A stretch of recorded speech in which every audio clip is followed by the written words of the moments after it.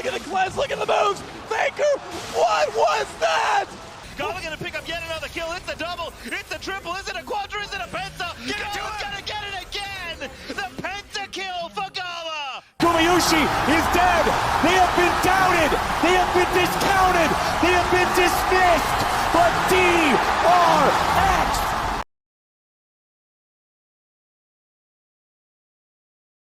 Reliable engages a Vi ultimate. If you would have picked Darrell, would have had a little bit more opportunity in the mid game to try and start up fights. Now, what is the counter going to be towards this Cassante? Personally, I really like the Camille way more than the Fiora because it really allows LNG to play side lanes here. Since JDG is going to be playing straight up 5-on-5, they've got a Lulu comp, an Orianna comp. They have massive, massive advantage in supportive skills here with all of those extra shields. For the rest of the team, LNG basically have to play side lanes. They have to make space on the map for Akali to pick people off, and Camille Ultimate is a perfect tool to try and facilitate those picks. Not only that, I think that with Kai'Sa especially, once you hit level 2 on the Killer Instinct, the ability to set up immediate picks inside lane, particularly with the Camille or if Tarzan can get a kickoff on someone, is so hard to deal with. This is going to be a classic. JDG have constructed a fortress here, and will LNG be able to split them apart?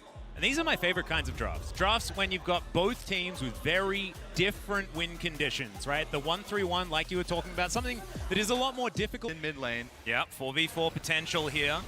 Around this Rift, Herald is already. Zika's diving in. There's a Hextech ultimatum. Q is going to connect as Kanavi taken down to half health. 369 in trouble. And the Camille is so low that his first blood going over to Knight to start this one up. Hung should be the next one on the menu, and there it is. But Ruler is down, missing. It's so incredibly low, and there's the perfect execution from Scout. He's trying to do what he can. He finds the backflip, but now he's the last man standing for LNG.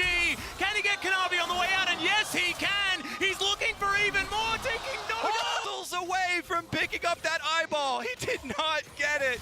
And while all of that was happening, a solo kill happened in the bot lane as well. So across the entire map, pure carnage. Gala, known for his Kai'Sa, catches Ruler unaware. The late flash, the auto. If he got fed, if he was able to accelerate the point of the game, although Gala might be in trouble here. Yeah, Voltbreaker going to be charged up as Gala is in trouble, and he's just dead. Ruler is going to get his revenge there towards that bottom side. Shockwave going to connect. We saw yesterday. Yeah, you're looking across the line, and you see Camille Ultimate, Akali. Okay, we see Speaking bottom. of across the line, Ruler is going to have the Sonic Wave soaked by his support. He's now ulted, trying to get himself out of here. Down to 200, and he's executed by Gala. To get it with that one. They take him down. Shockwave here towards the top side. Scout trying to stay in the shroud. Ults to try and get himself out of there, but there is the cease and desist. And Scout, oh, the clockwork wind up, not enough, but once again, it is going to be command attack coming in. Now it's Knight's turn to fall as Tarzan picks up the kill. Another. Let's see how they respond. As you can see, Tarzan in the back of the pit. No one knows that the Lee Sin is there with full information as to what's going on. Now they do. As the Sonic Wave does fly in, but Zika is on the flank angle, and these pincer movements can work out when you have a Camille on your team. The Orb is now trying to keep them in check, but Kanavi locks down the Baron. Now Tarzan dives in, he breaks his stopwatch, but Ruler has been kicked out immediately. He pops back over, and the team fight team is popping off. Ruler unchecked in the pit, and he's just going to grab as many kills as he would like. It's 2 for now, but Gala is running for the hills. Oh, JDG! Side lanes can be a win condition here, and it does put once again into perspective the danger of trying to play a composition like this for LNG. But JDG, they just picked their team fight comp. Now they are knocking on the door of LNG and looking to move up to 1-0 in this best of 3.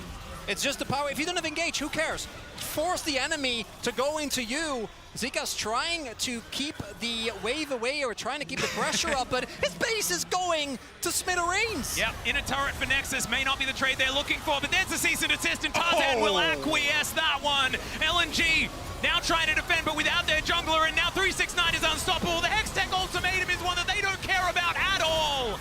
As 369, he's going down low. Scout's trying to get what he can. Voidseek is going to work out. There is still an inhibitor turret there in the mid lane, but it's not quite going to be enough. And now the Nexus is exposed. Gala is looking for Ruler. Ruler wants a rematch of the 1v1 from earlier, and Gala's making it work. Ruler goes golden and says, all right, Knight, you can take that one. And JDG will take down the Nexus here in game number 1. It's a team game, Atlas.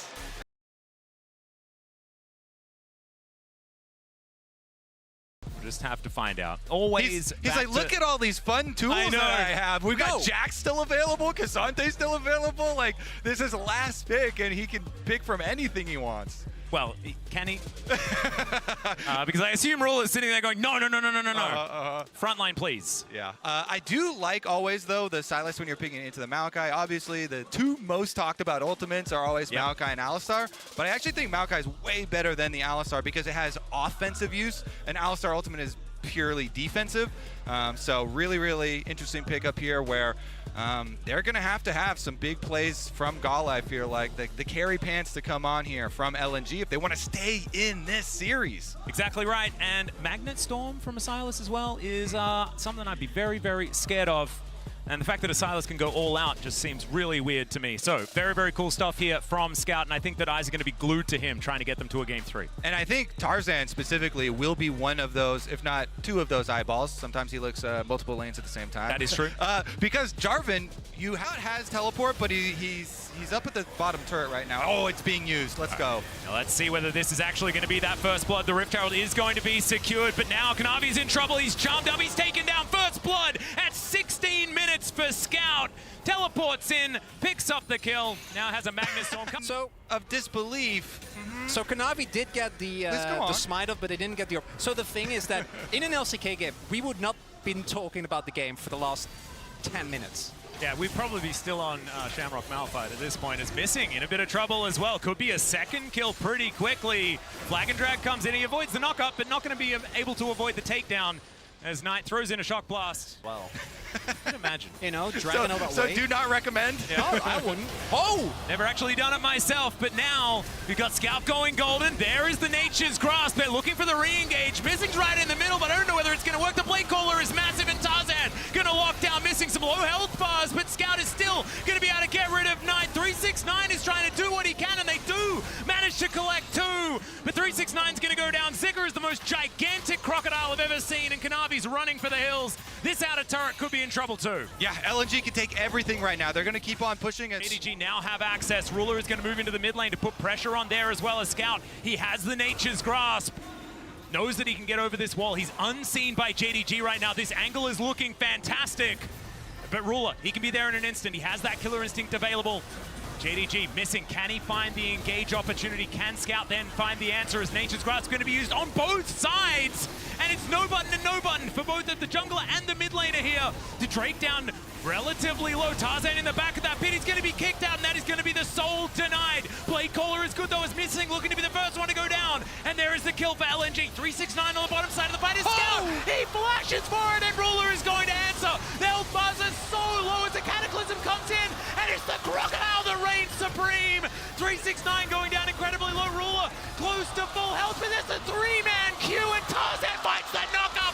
LNG win the fight. Many leaks for JDG to patch up here on the sinking ship that is their base right now as the channel is going to be used. The Hex Flash gets missing out of the way, but Kanavi's not going to be so lucky as the Nature's Grasp is so dangerous from Scout and LNG. They'll break down the front door, and they're looking for even more here. Moving towards the Nexus turret. 369 has a decent angle, but he just doesn't seem to be able to find any way into a potentially good fight. Ruler trying to rain down his Q on the enemy team, but now it's 369 that's just going to get picked off, and JDG have not a lot of options left.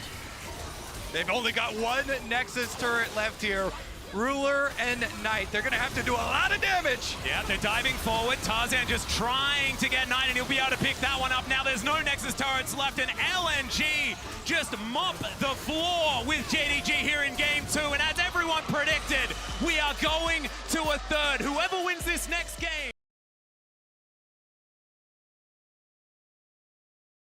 I really personally like Camille answers into Aatrox as a counter, but it looks like he's not going to go that angle. It would also give you options for trying to further pick people off and separate people since you're running the Vi Ahri, but they go with the tried and true. Cassante picked back up again.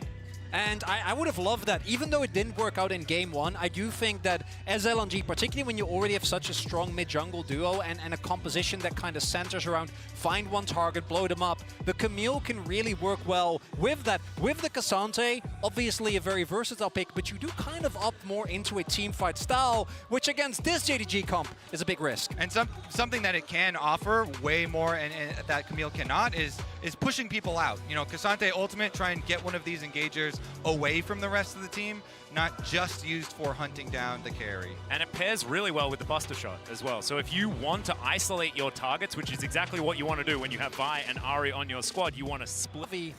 Yeah. And not going to be able to get that last plate, but Scout has moved into position. There's the knock-up. They managed to get the cease and desist as well. Ruler's going to be taken out. First blood goes to Scout and missing. He's now underneath his turret. Last shot not going to come through there, and that is the double kill for the...